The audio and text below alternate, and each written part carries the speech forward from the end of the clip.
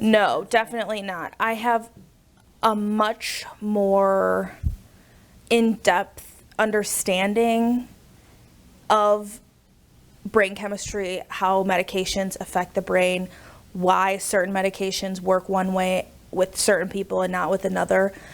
It's way more of an augmentation of my clinical work. There's an extreme overlap between the two.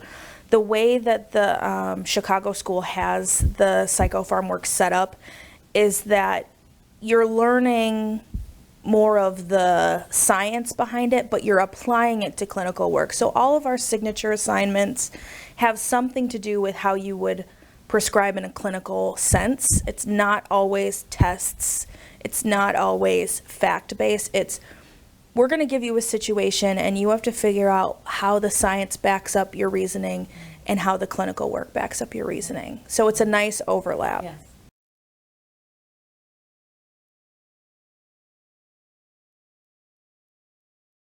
Yeah, so this facility has pretty much everything on site. We have psychiatrists who are there 3 days a week. And because of the training that I've had, I've been able to be much more of a collaborator than some of the other externs that are there. I speak with the psychiatrist regularly because I always make it a point to talk to my clients that, you know, how is your medication going? Have there been any changes? What's good about it? What's not working? And I try to be, again, an advocate for my clients if they're experiencing side effects or if it feels like it's not working. I'll be the first one to walk downstairs and talk to the psychiatrist and say, hey, what can we do different or what can we make better? And I think that the psychiatrists have been very open to that. I think that they've been very receptive, which is nice. It makes treating on a team much more effective when everyone's sort of on board. And I think that there's sort of a mutual respect that obviously I'm still a student, I'm not a prescriber yet, but I am getting the training now and I'd like to put that training into practice, and this is a perfect example of how I can do that. So I'm from Northwest Indiana. I'm not from the city. There are about 2 psychiatrists in the entire county where I live. I did a short visit to one of the behavioral health units in one of the hospitals, and they said it's hard to get people prescribed medication from a psychiatrist and they're in the hospital. Most of the prescribing happens from the nurse practitioners that work on the unit. Most of the people I know who take mental health medication are prescribed through their primary care physician. Most of them have never spoke to a psychologist in their lives. Some of them are able to see a psychiatrist on a regular basis, but they have very good health insurance.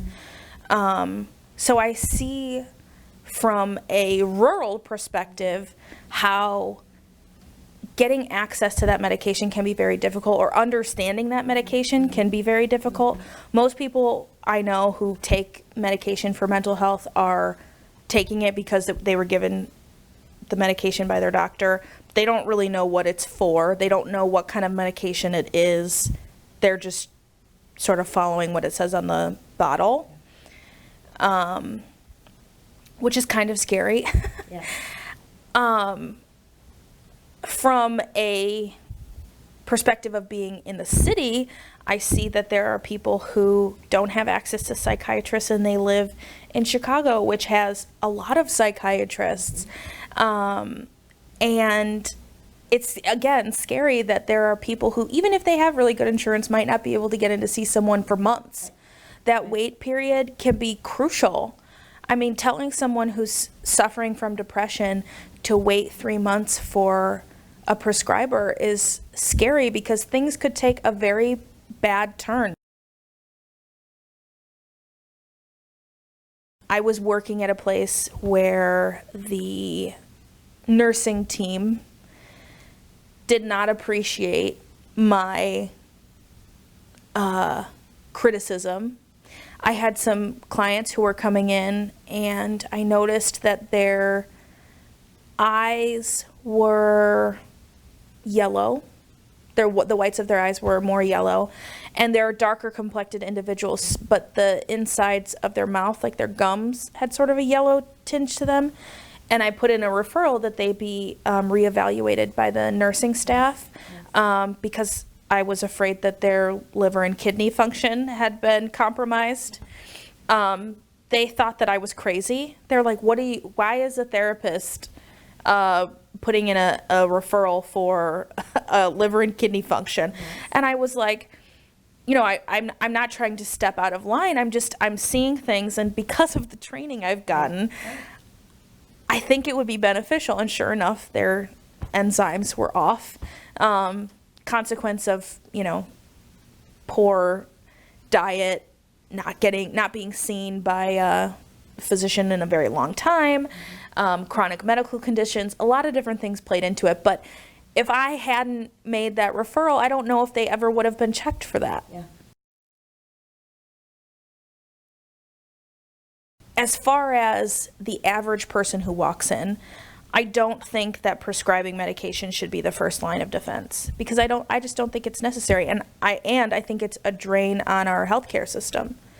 I think that medications are expensive for the most part, and I wouldn't want to jump the gun and be prescribing something if really that's not what they need.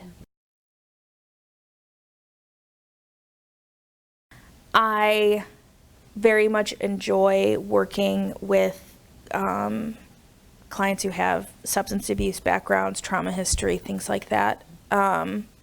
As far as becoming more involved in the program directing, things like that, I'd love to be someone who trains future psychologists. I have had the blessing of working with great supervisors, and I know a lot of people who haven't had that opportunity. So hopefully one day I'd be able to be a training director and help the future of our field. I think it's important, and I don't think that most of us would be here today without good training. So I'd like to continue that.